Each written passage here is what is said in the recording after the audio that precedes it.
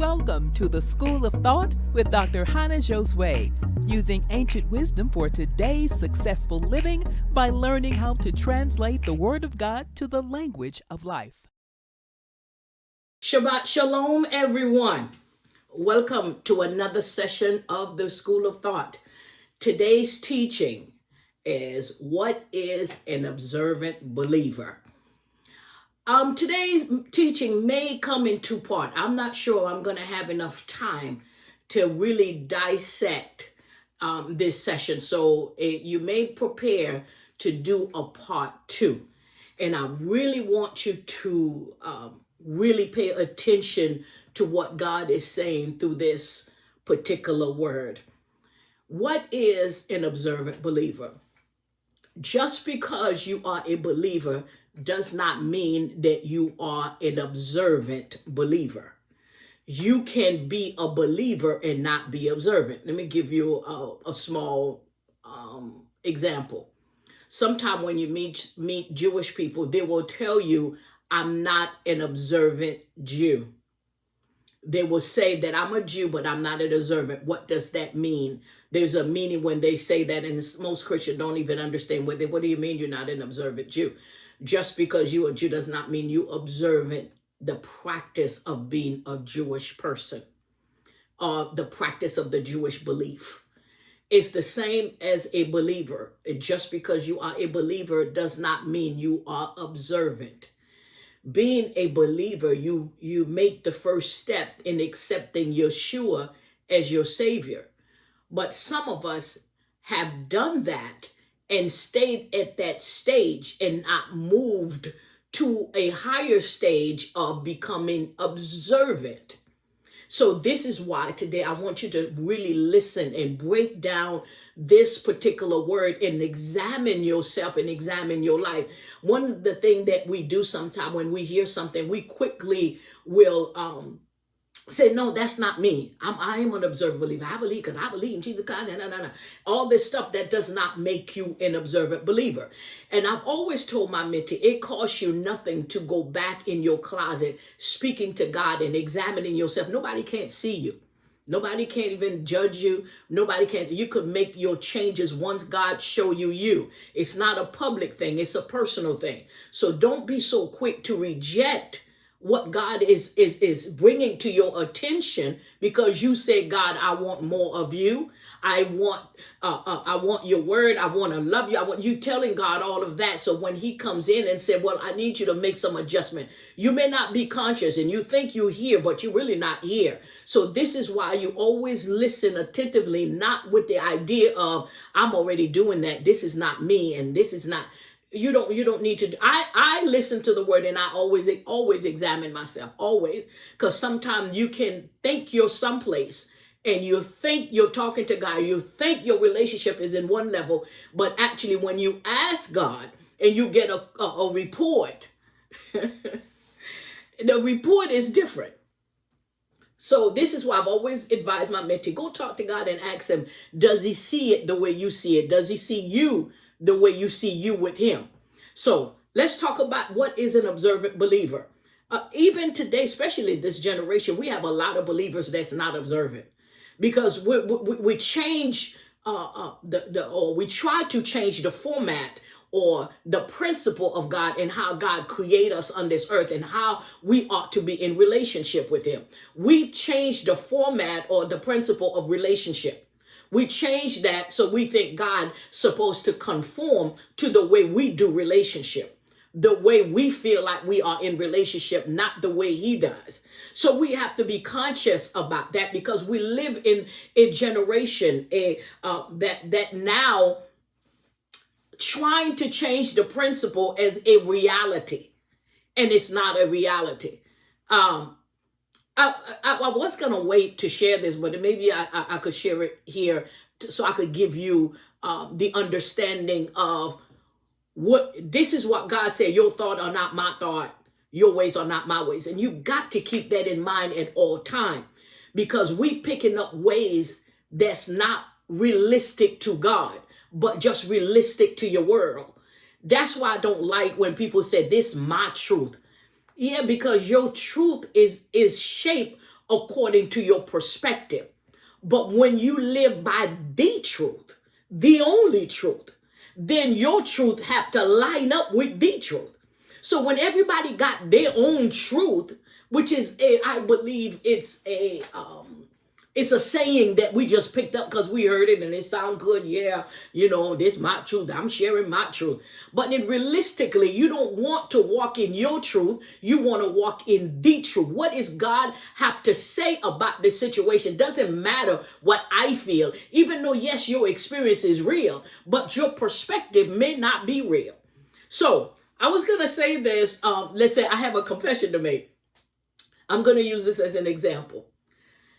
That I was practicing, the dance that a lot of people are doing in TikTok and the new by Beyonce song, and everybody's doing their little dance. And I call myself just practicing. And I was gonna send my daughter Ruth the glide and say, "See, look at me, I could do it too. Yeah, I could do it." And then she said, "Do you know the lyric of that song?" I was like, "Well, I thought it didn't sound bad," and she sent it to me. And the part about the cussing part, I honestly never heard it. I thought it said, "I want to be in love." I really honestly, even after she told me, I listened to it again. And I said, I keep hearing that particular phrase said, "I want to be in love," or "I see love," or something like that. I never, and it hit me as an example. When we make up our own reality, we actually see what we see and hear what we hear. And sometimes you even choose people in relationship based on what you want them to be, not who they really are. So you end up being in a relationship, marrying them based on what you want, based on what you see, based on your perspective, not based on who they really are.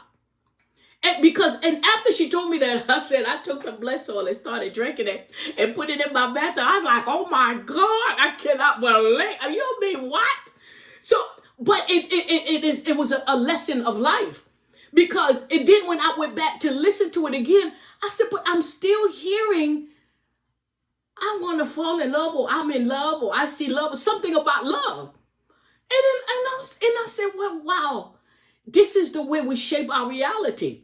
Based on what and nobody else can come and tell you nothing else. Anybody dare to tell you something different, because I could have dared her, said, "No, that's not what it said, because that's not what I heard." You see? Sound familiar, right? That's not what I heard. That's not what I see. So I'm just going to stand on what I see. I could say that all day, but her lyrics is saying something else. So this is why I'm giving you that example, for you to really be careful on what you think you know, what you feel. Your reality, your truth may not be the truth. So how do I put that in observant believer? I want you to listen and take it in and digest what God is saying, and make some adjustment in some places in your life, and make adjustment according to the word. And so your relationship with God could become more secure. That you'll become more of an observant believer. Let's look at the word observant. The word observant means alert, paying attention, to obey. It's an action word. It's not the same as you observing, or the same as being religious, but it's actually you practicing what you believe. Because even you notice the word servant is an observant. So it's not being an observant. I'm not an observant because this is religious stuff. That's what people say, but it's not what the word really is saying. It's not the root meaning of the word.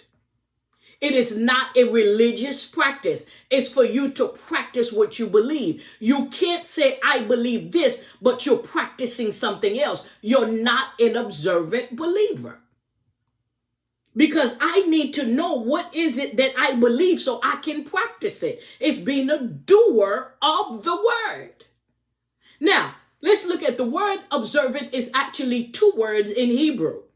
The word obey and the word hear, which is the word shema. Shema means to hear and to respond intelligently. So that's mean if that word observant, the root word of it is shema, the root word of it is for me to obey by responding to what I've heard. That's obedient. And this is something that I tell my mentors. I mean, I'm obeying. Yeah, I hear you. I hear you. I hear you. But when I don't see you practice what you heard, you did not hear me. This is why the Lord was saying to Israel, Shema Israel, Shema Israel, hear and obey, hear and obey. Because for you to hear, you have to respond to what you heard. Right? If you hear an alarm, a fire alarm, you hear it, but you're not responding, you're still sitting in the house full of fire, you're going to burn. You get to I heard the silent, so why you didn't move? I don't know. And that's what most of us do. But how you couldn't have possibly heard there's fire and you still sitting in the middle of the fire.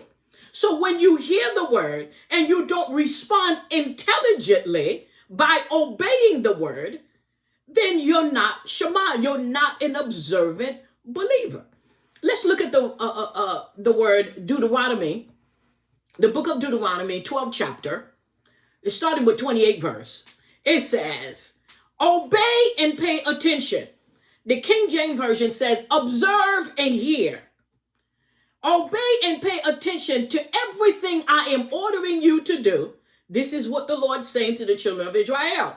So that things will go well with you and with your descendant after you forever, as you do what Adonai sees as good and right. Now, you can't take this out of the word and say, well, he's only speaking to the children of Israel. He's not talking to me. This is the Old Testament. I don't do the Old Testament. Then you need to come out of everything that you're saying.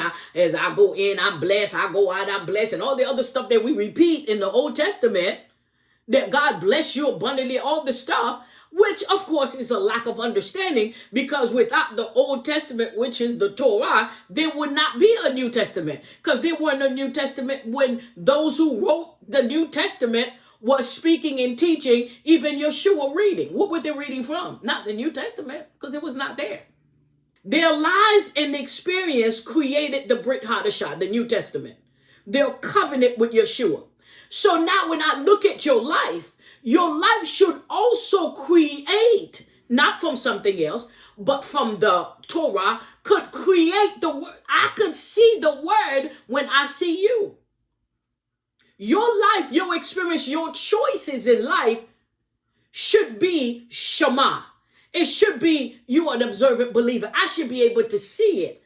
When I hear your voice, when I see your choices, when I see your lifestyle, I should be able to tell without you wearing a t-shirt that I'm an observant believer, that you are an observant believer. Now, he said, obey and pay attention to everything, not something, everything that I'm ordering you to do. Like some of us, God said, but I'm going to do. God said, but I'm going to do. God said, but I'm going to do. Something completely different. So that things go well with you. So we think when things don't go well, it's a demonic force. We think that the devil just have a contract on you. That he put a contract on you. Actually, it's all because you are not an observant believer. You're still sitting in the courtyard of salvation. You have not entered into the house. All you did just enter the courtyard with your ticket in your hand. Tell me, I'm a believer. I'm a believer. I'm a believer. 5 years, 10 years, I'm a believer. I'm a believer. I believe it's different. And you start giving all type of definition. What is a believer? And believers are changing because time is changing. Generation is changing. So it's different. It's not the same thing as no. In the beginning, clothes was clothes. Even though fashion changed, it's still clothes. Even though some people just take the clothes off and they call the thread of clothes, but clothes is still clothes. It's a different style because it's a different time. But then here's this. I'm watching the clothes from when I was a baby, from the old days, are now returning back to this generation like it's new. And the people that knows that, no, this is not a new style. This is a rejuvenated style. It's replaying over and over again. But then when it comes to your salvation, your relationship with God, you want to bring something totally new out of nowhere and changing the principle of God and say, yeah, because this is my truth and I got to live in my truth. All right. And it says, so things could go well with you and your descendant, after you forever, as you do what Adonai see, not what you see. Because remember, we still have the speck in our eyes. What Adonai see as good and right. How do you see that, God? What is your perspective? What is your principle in that? Because I'm seeing this, is nothing wrong with that for me. But you know, what I see and what you see is two different things. So God, show me what you see. Give me eyes to see what you see. Not what you see, but what God sees. So obey and pay attention. Obey and pay attention to what? To the word, the message that he sends to you. To hear and respond intelligently. To be a doer of the word. That's what you pay attention to.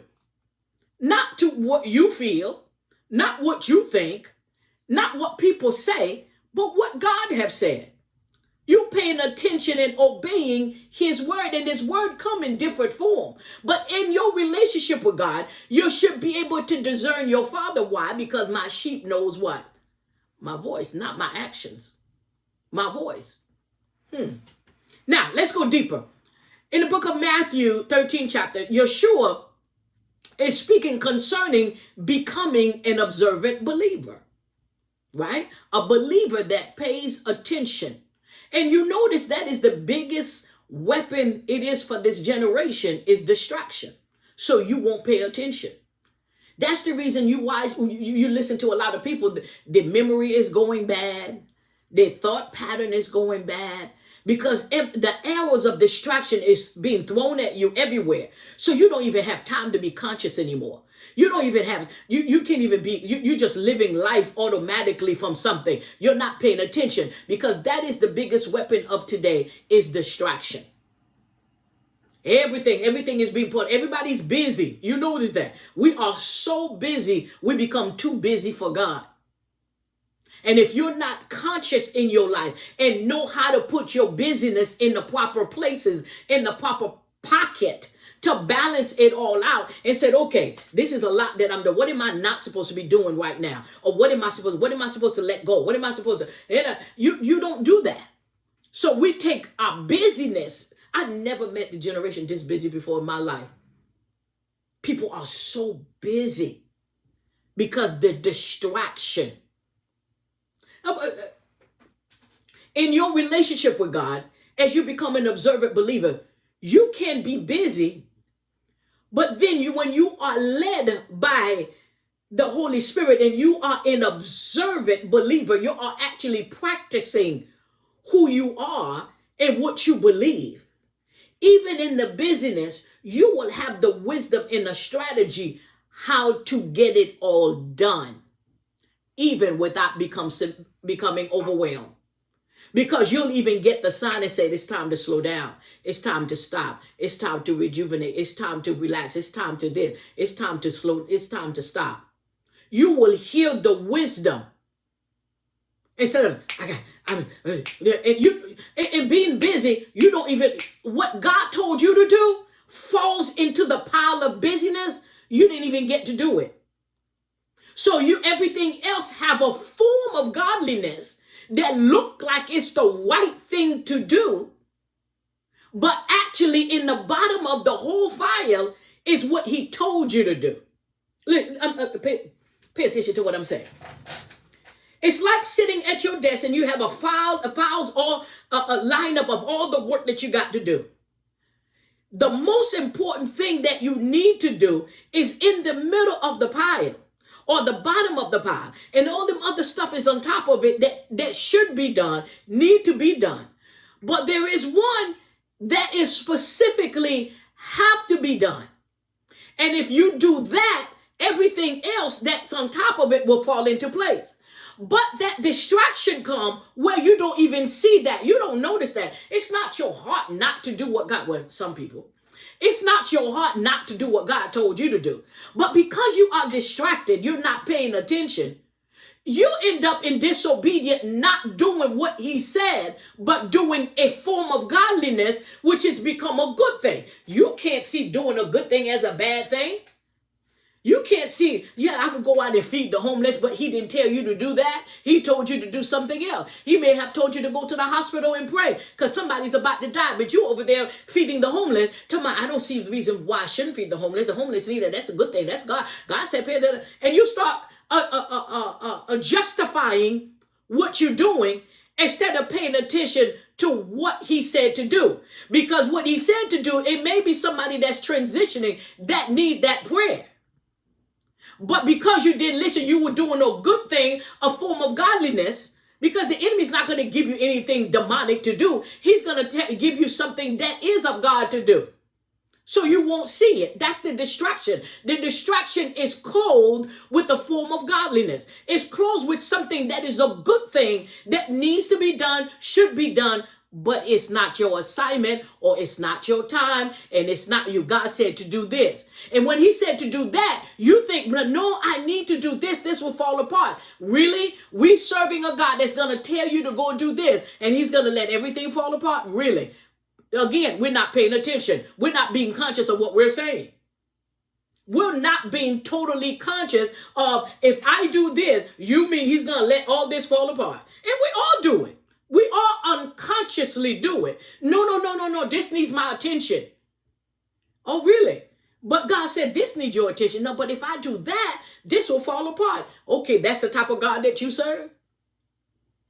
That's the type of God that you serve, that if he tell you to do this, he's going to let everything fall apart. But that just go on against his word when he says, seek ye first the kingdom of God, my system, my way of doing things, and then everything else shall be added unto me. He's not going I'm a living witness. He's not going to let everything fall. I am a living witness to that. Because I sure tried it. I'm going to do what you said now. This fall apart. It's on you, God. And you leaving it, because he said, if you leave it in my hand, he said, if you leave it in my hand, I got it. If you just leave it in my hand, I know how to take care of it. I'm God. So I want you to know that you got to pay attention to distraction.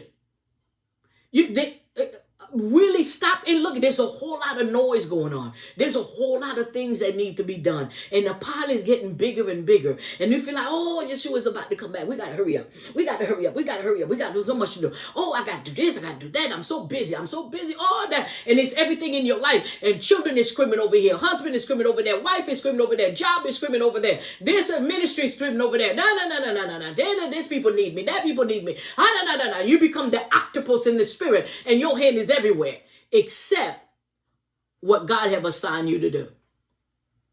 And then I'm going to show you this. All right, this is just going a little bit deeper than I thought. Then you start making adjustment to what God has said so you could continue to do what you think or what you thought or what you believe that you need to do. So what he told you to do, you start making adjustment to it. Well, let me do it this way. You start putting an autopilot and you throw it over there so you can say, yeah, I've been there. And then when you threw it over there, you went back to what you were doing and you left what God have assigned you to do at that time. Because you're distracted what you believe what you should do. So you come over there, you make an adjustment and you throw it on autopilot and you say, work. Okay, I'll be back. And you run over there doing what you want to do or what you believe that's what you should be doing. Because if you don't do it, it's going to fall apart. Just this, you see the distraction. Instead of really stopping and being conscious and being led, what exactly am I to do? When God assigned you to do something, yes, everything else look like it's going to fall apart. Yes, everything else is a whole lot of noise. There's a whole lot of voices. That's why you have to silence the voice of a stranger. And the voice of a stranger does not mean it's demonic. It just could be things, people, places, whatever. It doesn't mean they are demonic. They need to be done, but I must go by my Father's business. This was Yeshua's assignment on the earth that he paid attention to. There was a lot of other things that he could have done, but he could not allow anything, including Peter, anything or anyone to stand in the way of assignment. Other things that needed to be done. There was other people that could have been healed. There was other people, blind people, eyes could have been open. There was other dead people he could have raised. But he couldn't be distracted with what needed to be done, because he had to pay attention to what he needed to do. Good God have mercy. You need to write that down. That was good. That was good. That was good.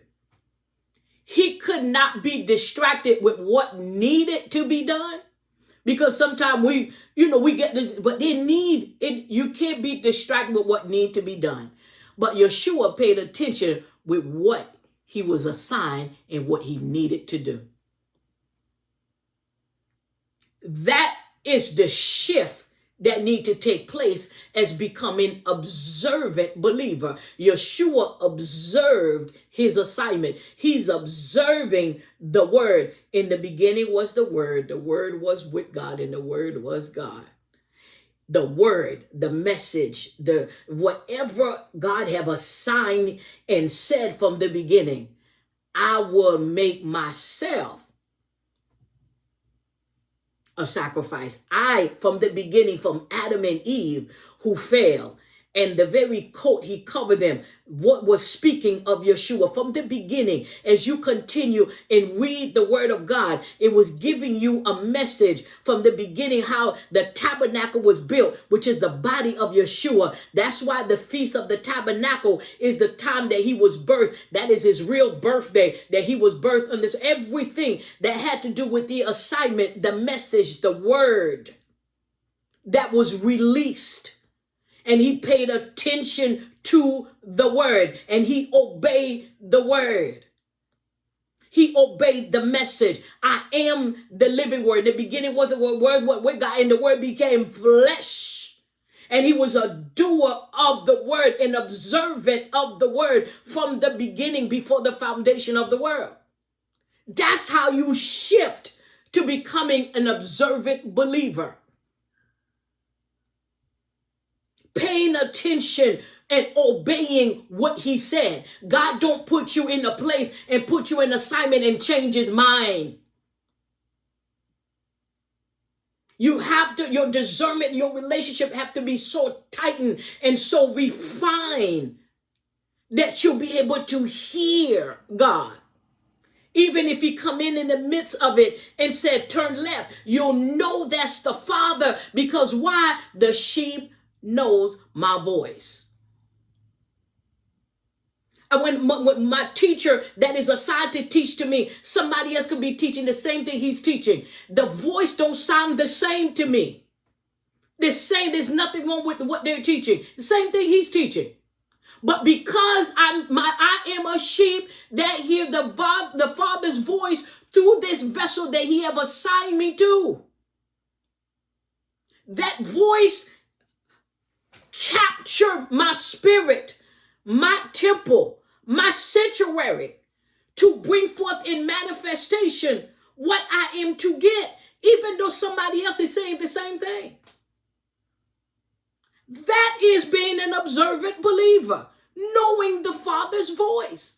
You can't keep walking around, just jumping over here, jumping to this table, jumping over there. I hear God here. I hear God here. I hear God here. I hear. And then after a while, you become confused. You don't even know what is, what's not. So being an observant believer is serious. It's who you are on earth. It's who you're becoming until the end of your life. Is you being a doer of the word, that I could read the word when I watch you. I could learn a lesson, even how you make choices and what you do. You becoming a billboard for God. You're becoming the very finger of God where people can read the word by you being an observant believer. You cannot say I'm a believer and then you do it. Yeah, that's mean you're a believer, but you're not an observant believer. That's the principle of God. You just can't just say that, this is who I am and all. No. I have to be able to see it. It's an action word. See, that's why the word servant is in observant, because you ought to serve what you believe. But a lot of us want what we believe to serve us. I'll show you. That's why you pray, Lord, give me, Lord, give me, Lord, do that. Because you believe being a believer is supposed to serve me, do for me, fix me my way, the way I want. Do this in my house, do this in my business, do this for me because I'm serving you, do this. No. You ought to serve what you believe. An observant believer, I am to serve that word that I believe. I am to serve God. I told you this is going to be two-part. This is going to have to be two-part. There's so much more. Because this is a very important teaching. Because this is the type of teaching you take in your prayer closet and talk to God.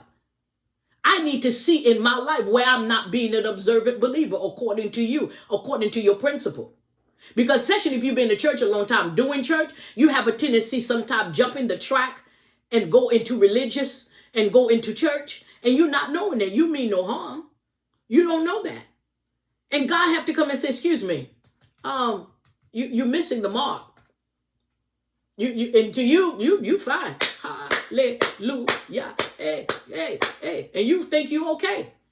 But there's always time. That's the reason when we have some of our feasts. Those are time that God is saying there are time that you sit in your closet and make an assessment of your spirit. Make an assessment of your relationship. If you don't even do that in your marriage, you lose your spouse.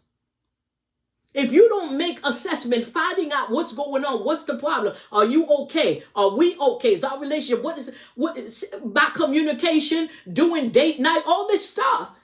It's to make adjustment in your relationship, sitting down and talking. Why are we arguing about this? We need to, what's the problem?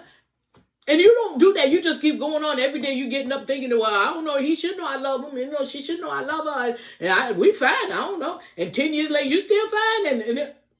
And you wonder why they're cheating. Because somebody didn't sit down with somebody to make some adjustment. What's happening? We're scared to talk with, so we're scared to talk to God because you're scared to hear the truth. So you want to keep doing for God. And you think that's, my work is going to speak for itself. No. But I'm going to have to end it now. And we're going to do part 2 next week about what is an observant believer. So take this, chew on it like a cow. How does a cow chew? The cow repeat what is chewed over and over and over and over and over again, until you become the word. You have to hang around it a little bit longer. You have to allow God to abide, and you have to choose to abide in him until you become it. You become a living word. So thank you so much for joining us in another session of the School of Thought. Shabbat Shalom. Thank you for joining us today. If you enjoyed our table of study, you are welcome to replenish our storehouse by sowing your seed at KHANNAHJosue.com. Simply click Connect and sow your generous seed. While you are on the website, feel free to click on Learning Resources and add teachings, prayers, and books to your library of study. You will be glad you did. See you on the next episode of School of Thought with Dr. KHANNAH Josue, using ancient wisdom for today's successful living.